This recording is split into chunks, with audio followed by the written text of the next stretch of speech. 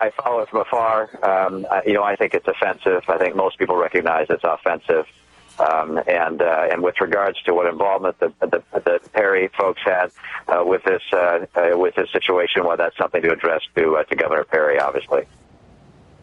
Was Republican presidential candidate Mitt Romney finally giving his take on the controversy surrounding the name of the hunting camp once used by Rick Perry's family.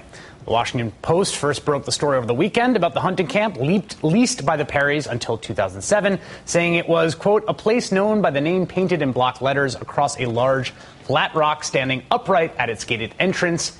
N-word head, it read.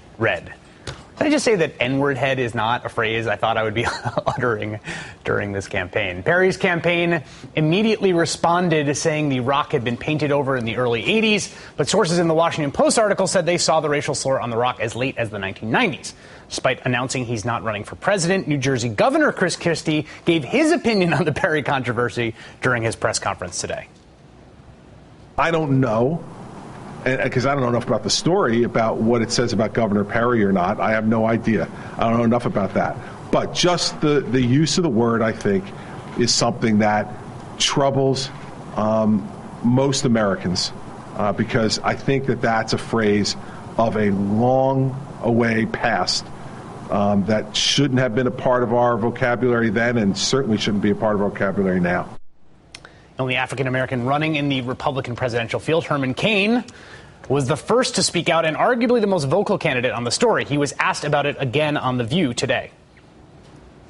I will say I still stand by my statement that it was insensitive for it to be there up until 1983. Mm-hmm. And the statement that has been issued by Governor Perry's campaign, I accept that.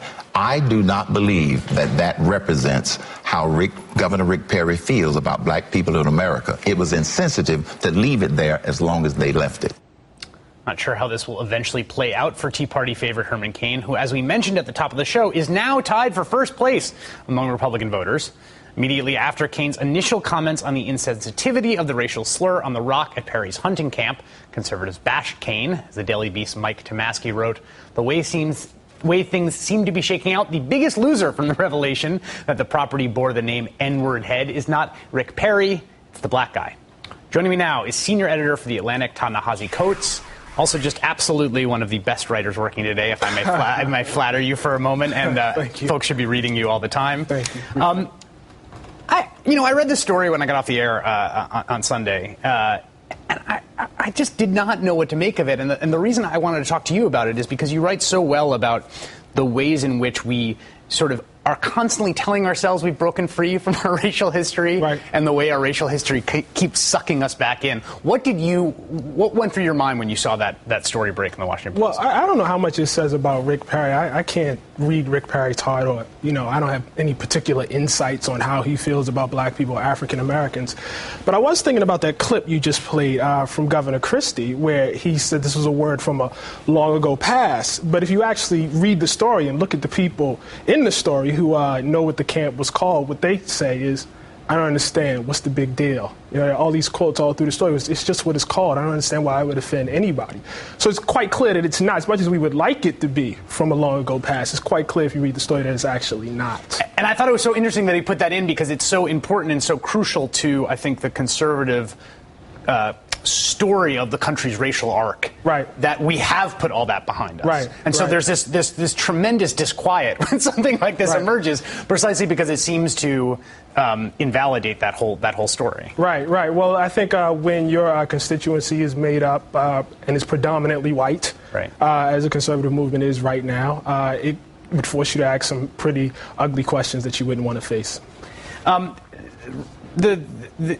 The Perry story has sort of continued today. A Washington Times article from June 2001 reported that then Lieutenant Governor Rick Perry wrote a letter in March 2000 to the sons of Confederate veterans saying, although this is an emotional issue, I want you to know I oppose efforts to remove Confederate monuments, plaques, and memorials from public property. I also believe that communities should decide whether statues or other memorials are appropriate for their community.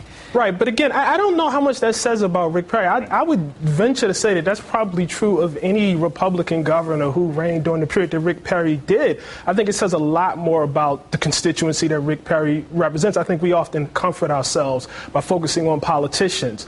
And so the question is, well, what does this mean about Rick Perry? What does this mean about Rick Perry? But the bigger thing always for me is that Rick Perry represents actual people. There's a constituency for this sort of thing. There are people who have as their interests having a flag of treason have a prominent place in the United States of America. So I'd be much more focused on what it says about the citizenry that Rick Perry actually represents. And one of the things was interesting, I think, about we played Herman Cain on The View, and he was forceful in what he said, understandably forceful. If you can calling it insensitive forceful. Yeah, I guess that's right. I guess it wasn't as insensitive, and not as forceful as one could. I think what's interesting also is Herman Cain can only be too forceful. That's right.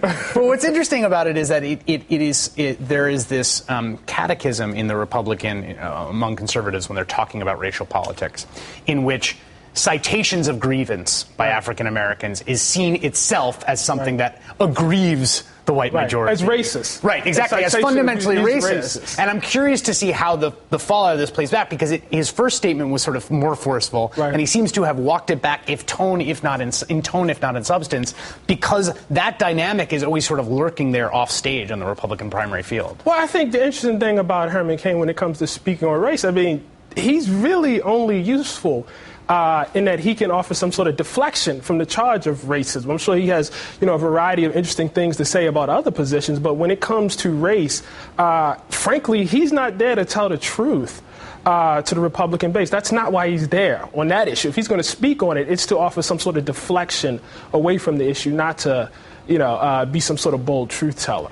But the Cain's the way in which Cain has managed to stir the fire of the Republican base is fascinating to me, precisely because we have had such a contested argument in this country since the emergence of the sort of Palin town halls in 2008 and the Tea Party that came after it, about the degree to which racial animus and racial politics were the sort of fundamental engine. Well, and he's there to soothe you. If you want to support the Tea Party and not feel that there's any sort of racial animus, white populism, white racism, or anything like that involved in the movement, regrettably, you can always turn to Herman Cain, who will tell you that, no, it's that African Americans are brainwashed. That's why it's no black people at this rally, because they're brainwashed.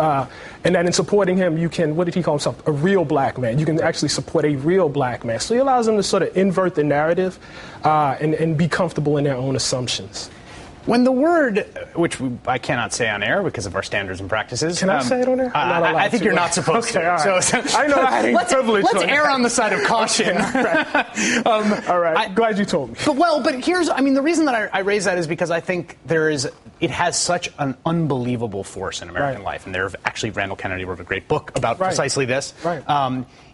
And I think what's interesting is that when it gets dropped into the conversation, this sort of taboo bomb goes off, and everybody kind of tiptoes and feels deference. Myself, as we're going through the copy, what are we going to call it? I wish people didn't. Yeah. I really wish people would just say it. I think if I say, if I call you a fool, I think you understand that is a direct insult. But there are ways that I can use that same word, fool, and it not be insulting. We have to get to a point where we're mature enough to understand when someone's saying the word as an insult and when you're actually just quoting something else. Those are actually two different things. For the philosophy majors out there, that's the noted use-mention distinction, which that was going to be our whole F block tonight. Right. But finally, we just have a few seconds left, but finally then, is it the case that the argument made by the folks in that article who basically say, look, this was drained of any semantic content as an insult because it was a place name, is that then an accurate thing to say?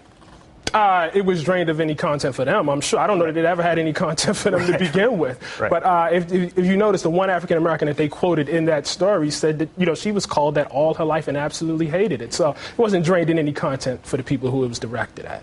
Ta-Nehisi Coates, senior editor at The Atlantic, and just you should read his book, The Beautiful Struggle, which is a really affecting and just incredibly well-written memoir. And I could gush about your prose forever, but thanks for coming on. I really appreciate it. Pleasure.